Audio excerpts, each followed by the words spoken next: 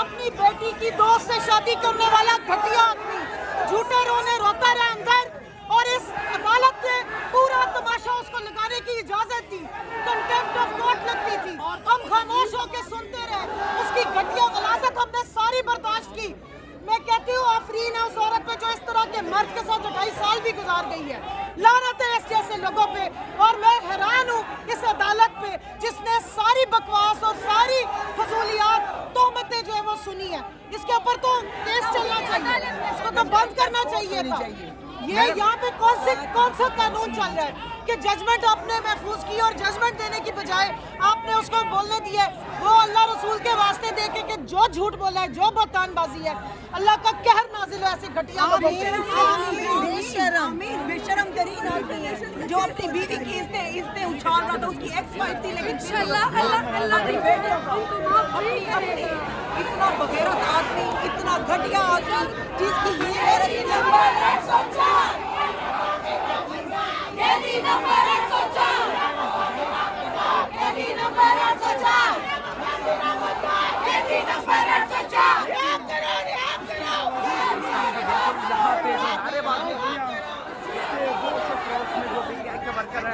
यहाँ पे पहुँच चुके हैं और हाजिर आप देख सकते हैं। इसने पता क्या बोला? छोटा था घर में कहते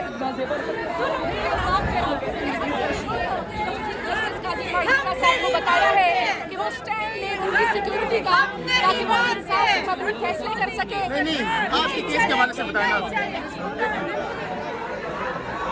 इस वक्त बुशरा बीबी और इमरान खान टिकट केस में शर्म